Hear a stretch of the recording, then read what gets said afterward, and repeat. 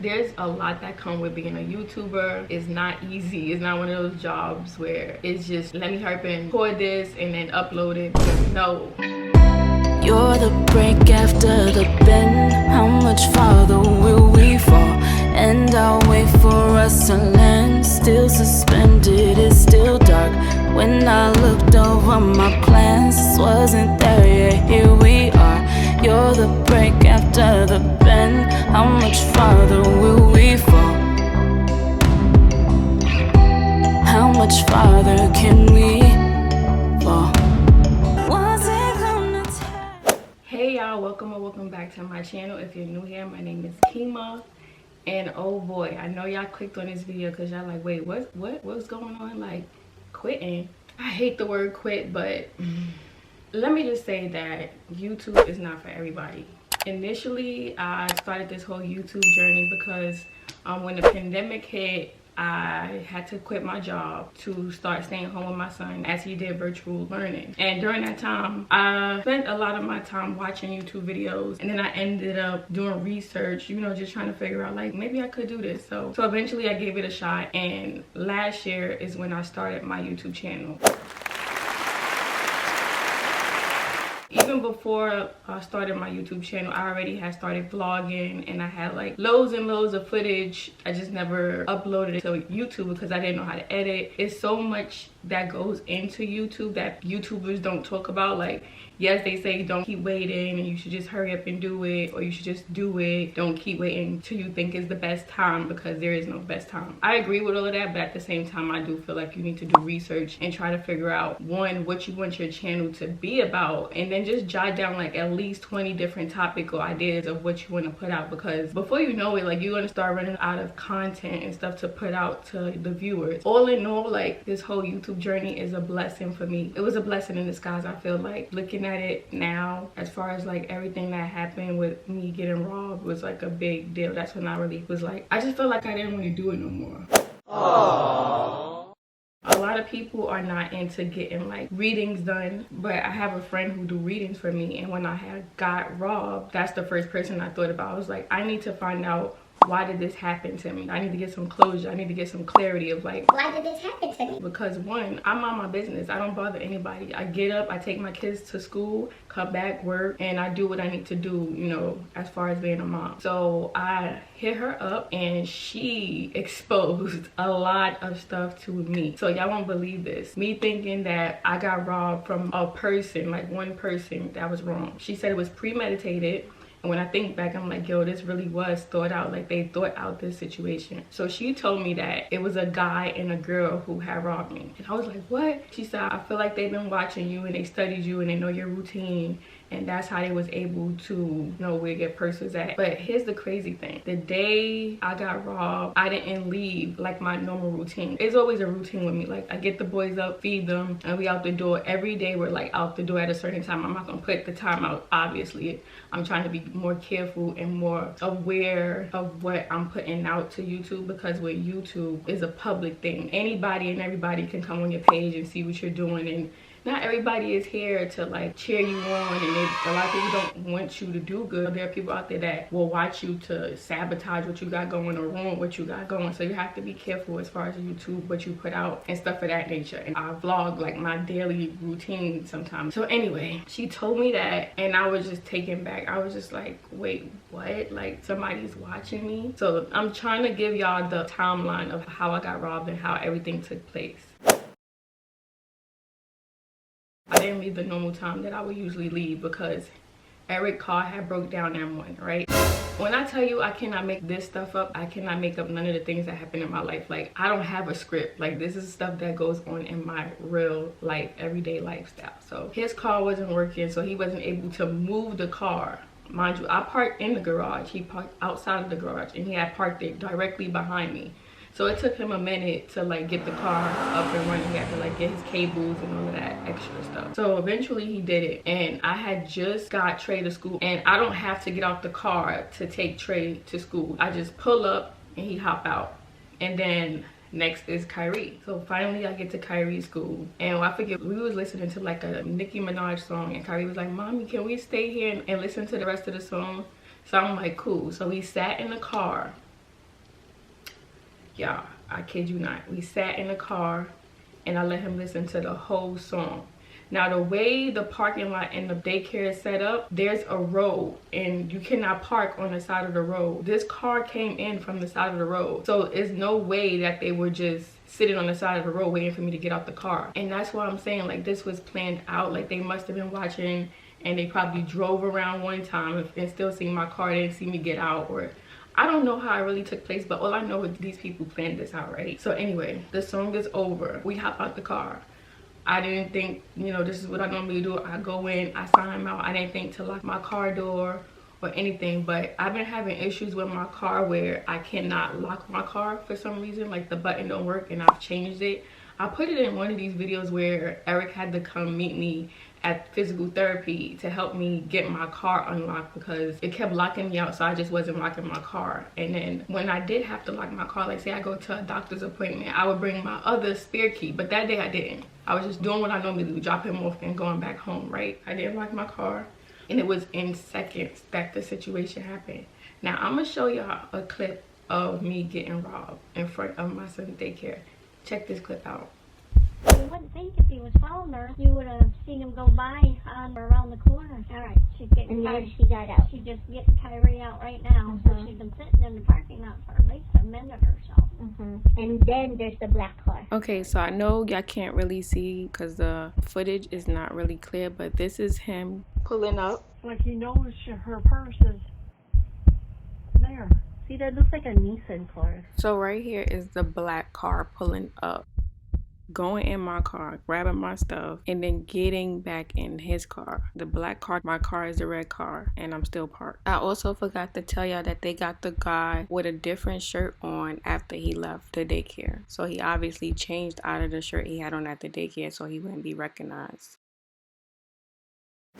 So as y'all can see, I pulled up and I was waiting there for a little while, and then me and Kyrie got out the car and they pulled up quick, and he took whatever and he rolled off. Mind you, I didn't even know my purse was missing even when I got in the car. My friend who did my reading specifically said she felt like the people that robbed me said that they hit the jackpot, and I'm just like, wait, what? I'm not rich.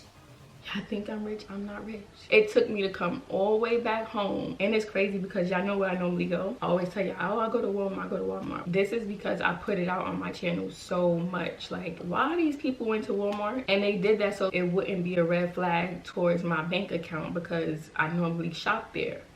So anyway, they go to Walmart, they use my card. The guy get out first with his mask on. The cameras caught that. They caught him with his mask, but they couldn't tell who he was because of his mask, right? So then he comes out, and then the girl hops out the car. He gives the girl my other card or whatever, and then she go in to try to use my other card. I guess that's when maybe Federal alerted me that, you know, somebody used my card for, I forget how much it was, but they use a certain amount of money on my car, which is not normal. Like, why would you make one transaction and go make another transaction so big? So they called me, and that's when everything started. And I'm just like, oh my God. I'm like, when would I lose my bag? I didn't even go nowhere. I just dropped my son off. I kept thinking, like, how could somebody rob me? I didn't go nowhere extra, and I don't have to get out the car to go drop off Trey, because nothing in my head made me think that I got robbed at Kyrie's daycare until it hit me, and I went in the car and realized, like, my bag was missing, my scarf was missing. Like, Why would you take my scarf? So anyway, the only thing I could think about was my YouTube channel, because like I said, I keep to myself. I come home and that's it. I'm not out and about, and I'm not, you know, into different events and stuff like that. I work from home. I go to school from home. So where am I gonna have any interaction with people, you know, like that, know me like that and watch me? I'm not even from California, so I don't know too many people out here. I'm from New York, so it was just like, dang, like, I didn't expect that. I kept saying to myself, why did this happen to me? I was so hurt, and that was a bag that my aunt bought me, and if y'all don't know, my aunt passed away, so that was like a sentimental thing, you know, for me. I had to stop asking myself, why did this happen to me? And I had to look at it like, what can I learn from this situation? Like, how I didn't know my bag was missing. That's how you know, like, you know, I was in La La Land, no lie. I kind of felt like with this whole YouTube thing, I was able to realize that I can do it, and I did it.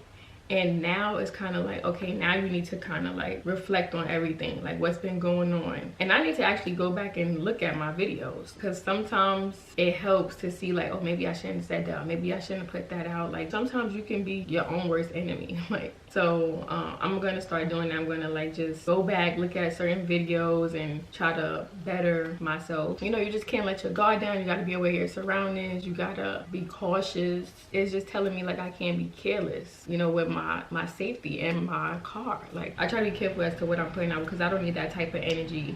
And being that, you know, this whole me getting robbed and people watching me, and it was a lot that was going on. She basically told me just to put a cross in my house and, you know, just cleanse and, you know, like do certain rituals to kind of like get that energy out and like, you know, keep them away. So it just made me feel like I'm grateful for this whole YouTube experience, this opportunity to start YouTube and get my channel monetized and all of that. But if it's gonna cost me my safety or my sanity and my mental state, and, you know, just have me like thinking like, oh my God, you know, people watching me, what they, you know, trying to do this, I need to take a step back and kind of reflect on what I want to put out now to, you know, the public or my viewers or my fans, subscribers, or whatever you want to call it, like people that are watching me on a day-to-day basis. What I won't do, hear me out, what I won't do is live in fear.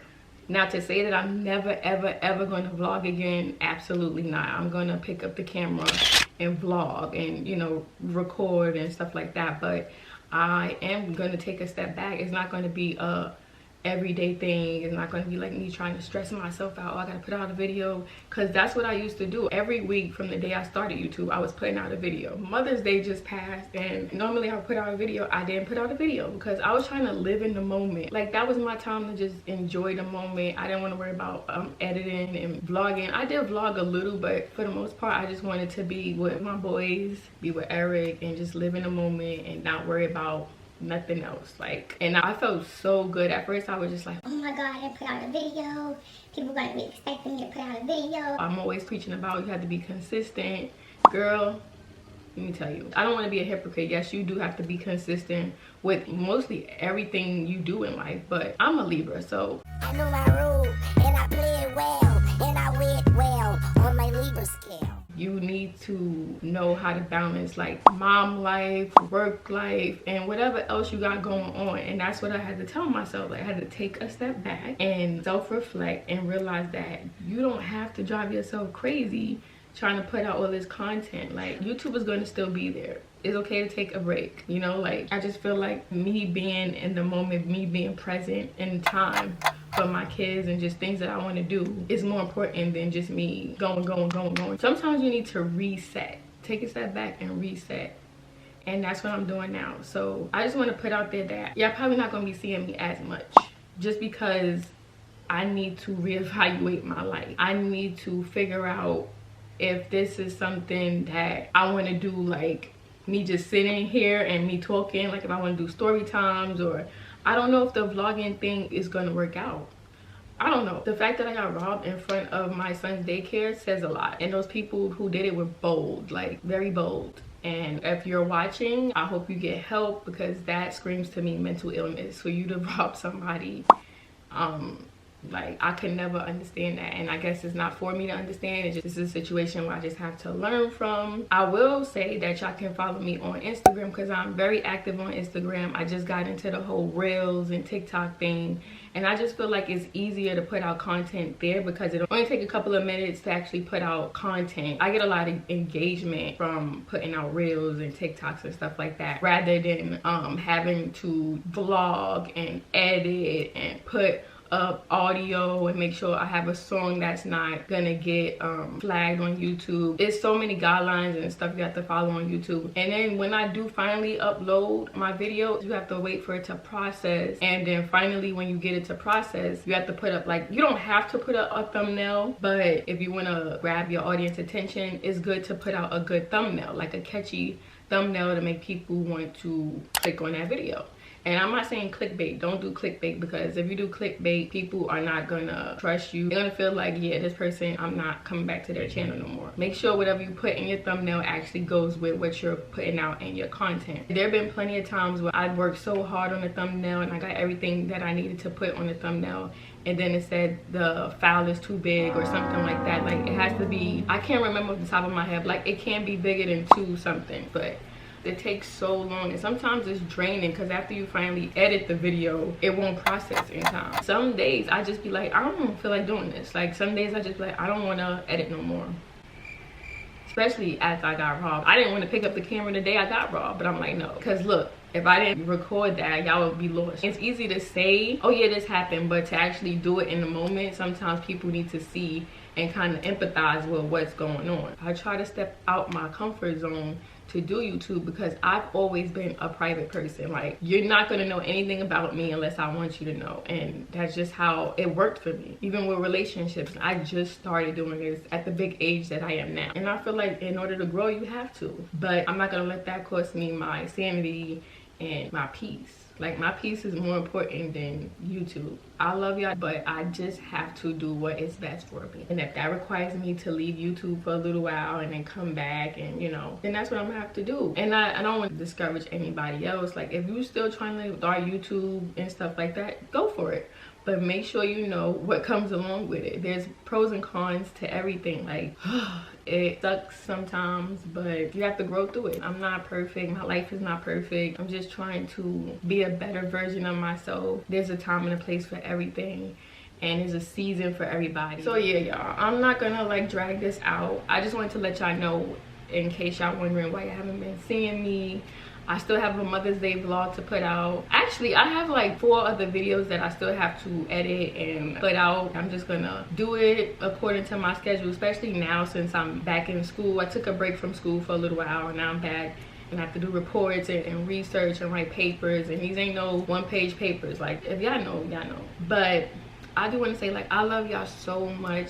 Shout out to the people who really care about me and who want to see me grow and are there for me. And shout out to the people that's been commenting, showing me love, and, you know, just engaging with me. But like I said, even if y'all don't see me on here, I'm going to be still putting out content on Instagram. So I'm trying to branch off and do more things on the flip side. So like I said, reels, TikToks, that's where I feel like I need to push more towards, because it doesn't take most of my time up, and it's me still showing up for, you know, people who still care and people who still want to see me, because I don't want to just like completely go MIA. I still want to be there for my subscribers and my followers. Yo, they don't give you the protection that you need on YouTube, but that's another video. I don't want to sit here and lie to y'all and say, yeah, I'll put out a video next week.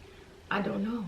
I really don't know. I get most of my engagement from Instagram, and I just connect with a lot of moms and a lot of people on Instagram, whereas YouTube is more personal. Like, YouTube is like a Netflix show. Like, everybody's not gonna watch a certain show. You have to really be into that genre, or like me, I don't really like scary movies, so if a new scary movie comes on Netflix and everybody's jumping on it, I wouldn't care to watch it. So it's the same thing like with YouTube. Everybody's not gonna gravitate towards your channel. So for me to be like, oh, subscribe to my channel, nope. I can't do that, because I don't even subscribe to certain people's channel. I could put out a video about me getting over acne, and then a guy might click on my video because maybe he have acne and he's trying to get rid of his acne. But to be like, oh yeah, subscribe to my video, I don't really feel like my content is for men anyway. I just feel like it's more towards a mom, female type of channel. It's a lot more commitment when you have to subscribe to somebody's channel. But if you're like my friend, close friend, yeah, you know, I kind of expect y'all to subscribe to my channel, because like, what are you doing? Why you not subscribe to my channel? If you're a real friend, you would subscribe to my channel. It's just that support